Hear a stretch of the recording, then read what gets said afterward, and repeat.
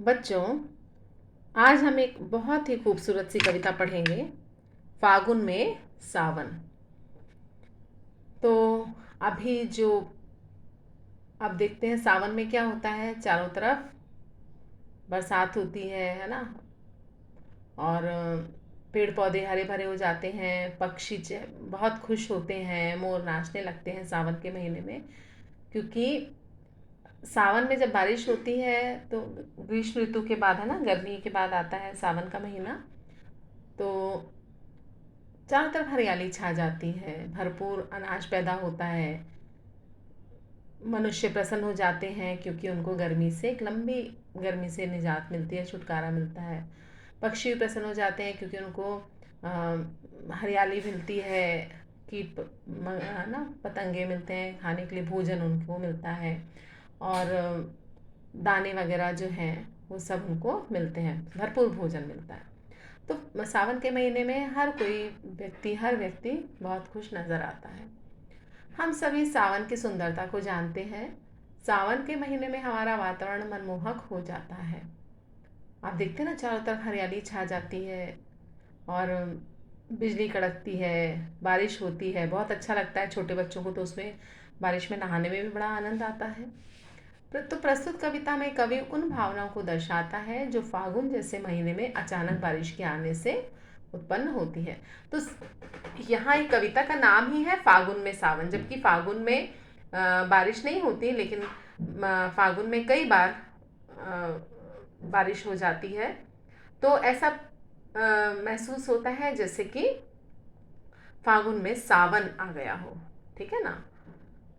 तो आज कहाँ से ये कविता लिखी है शिवमंगल सिंह सुमन ने। तो इनके नाम से पता बच्चों को क्या लगता है, ये सुमन है ना, बाद में उनका उपनाम। तो बच्चों को कई बार लगता है कि ये कोई कवित्री हैं, जबकि ये शिवमंगल सिंह सुमन कवित्री नहीं है, ये क्या है, कवि हैं। ठीक है। आज कहाँ से फिर आ पहुँचा फागुन में सावन, बहुत अच्छी कविता है, मेरी तो बड़ी प्रिय कविता है, बहुत अच्छा लगता है। सुबह उड़ी थी धूल, शाम को घिराए बादल, बासंती रातों में बरसा किन आँखों का जल, पतझड़ की नंगी डालों में पुलक उठा यौवन, आज कहाँ से फिर आ पहुँचा फागुन में सावन। सौंधी सौंधी मिट्टी महकी, गमक उठा उपवन, बिजली कौंधी आसमान में, धरती में सिहरन, होली में कजली गाने को फिर ललचाया मन, आज कहाँ से फिर आ पहुँचा फागुन में सावन। हरियाली का स्वप्न थिरकने लगा पुतलियों में, अलियों का उन्माद की शोखी आई कलियों में, तपन बिना क्या मूल्य तुम्हारा, जीवन धन रस धन, आज कहाँ से फिर आ पहुँचा फागुन में सावन। बहुत ही सुंदर कविता है। तो इसने हमको फागुन के महीने की और सावन दोनों की याद दिला दी। ठीक है ना। सावन जो है वो ग्रीष्म ऋतु के मतलब एक बहुत गर्मी की ऋतु के बाद सावन बड़ा ठंडक देता है, क्योंकि सावन आता है, बारिश होने लगती है, चारों तरफ हरियाली छा जाती है, मेघ छाते हैं, बिजली कड़कती है, धुआंधार बारिश होती है चारों तरफ। गर्मी की ऋतु में जो एक चारों तरफ सूनापन सा था, सावन के आने से धरती पर हरियाली छा जाती है और बहुत अच्छा लगता है, गर्मी से छुटकारा मिलता है। तो कवि कह रहे हैं आज कहाँ से फिर आ पहुँचा फागुन में सावन। अच्छा, ये मैं सावन का आपको बता रही थी। अब फागुन के महीने में भी क्या होता है कि वसंत ऋतु जो आती है ना, उसके बाद फागुन का महीना आता है। तो वसंत में क्या होता है कि सारी जो पत्तियां हैं वो सब पीली होकर के झड़ जाती हैं। तब भी एक कैसा लगता है, चारों तरफ ऐसा लगता है धरती ने एक पीली सी चादर ओढ़ रखी हो, मतलब तब भी सूनापन सा महसूस होता है, क्योंकि पेड़ जो हैं वो अपनी पत्तियों को गिरा चुके होते हैं ना, पतझड़ का मौसम आ जाता है तो पेड़ों की पत्तियां सब झड़ जाती हैं, थोड़ा सा गर्मी का, धीरे धीरे से गर्मी का एहसास हमको होने लगता है। तो आज कहाँ से फिर आज पहुँचा फागुन में सावन। कवि कह रहे हैं कि अरे ये फागुन का महीना चल रहा है और फागुन में ये सावन कहाँ से आ गया, क्योंकि फागुन में भी बारिश होने लगती है ना, बादल अचानक ही घिर आते हैं और बरसात होने लगती है। तो वो कह रहे हैं कि अरे आज कहाँ से फिर आ पहुंचा फागुन में सावन, जबकि फागुन में तो ऐसे बरसात होनी नहीं चाहिए, लेकिन फागुन में सावन कहाँ से आ गया।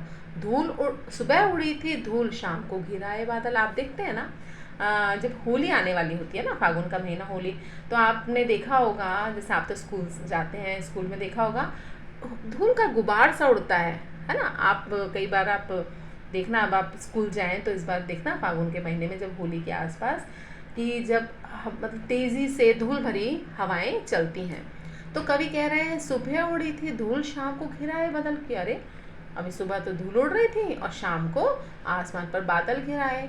बासंती रातों में बरसा किन आँखों का जल।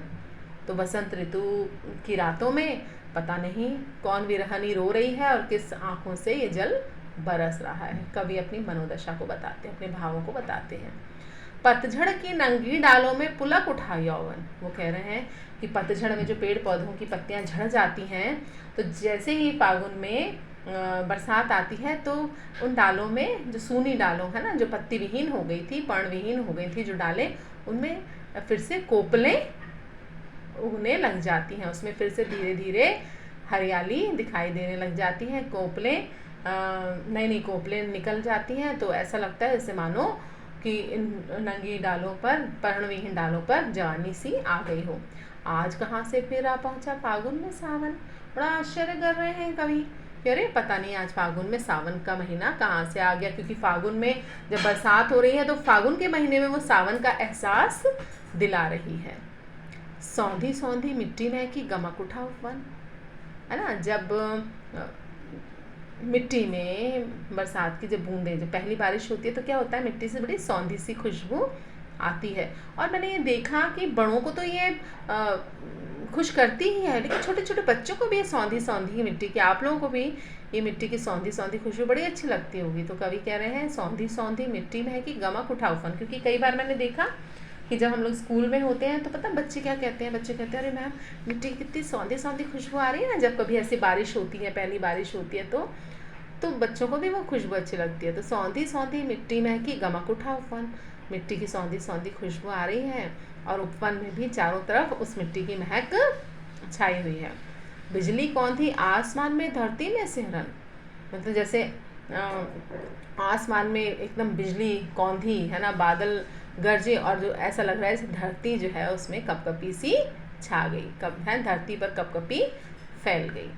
तो आज के लिए हम इतना ही पढ़ेंगे, आगे का अर्थ मैं आपको कल समझाऊंगी, क्योंकि ऐसा कईयों को ऐसा लगता है कि शायद बहुत बड़ा हो जाता है ये, लेकिन ये हमारी मजबूरी है, क्योंकि आपके 16 पाठ तो आपके मेधा में है और कम से कम 26 अध्याय जो है वो आपके व्याकरण में है। अगर हम बहुत धीरे धीरे चलते हैं तो हमारा ये कोर्स कंप्लीट नहीं हो पाता है, क्योंकि बीच में कई छुट्टियां आ जाती हैं और ये क्लासेस भी सैटरडे संडे को ऑफ रहती हैं, ठीक है ना। थोड़ा सा हमको गति पकड़नी होगी।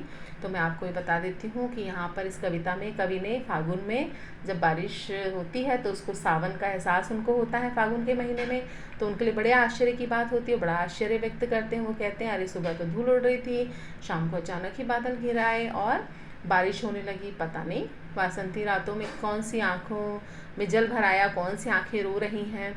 और फिर वो बड़े खुश होते हैं क्योंकि जो पेड़ पर्णविहीन हो गए थे, पतझड़ है ना, पतझड़ आता है, तो पतझड़ में जिन पेड़ों की पत्तियां झड़ गई थी, वो एक बारिश होने से उन पत्तियों में छोटी छोटी कौपलें खिल गई और उनमें एक यौवन का उन्माद सा फैल गया। तो कवि को बहुत अच्छा लग रहा है ये समय, और मिट्टी की सौंधी सौंधी खुशबू आ रही है और उस सौंधी सौंधी खुशबू से पूरा बगीचा जो है वो सुगंधमय हो गया है। आसमान में बार बार बिजली कौन रही है, बिजली चमक रही है, बादल गरज रहे हैं, जिससे ऐसा प्रतीत हो रहा है जैसे मानो उसकी आवाज़ से धरती जो है वो कांप रही हो, है ना। क्योंकि जब एक आध बरसात भी हो जाती है तो मौसम थोड़ा सा ठंडा सा हो जाता है। चलिए आज के लिए इतना ही काफ़ी, कल हम आगे की कविता का, इसके आगे का हम अर्थ जानेंगे।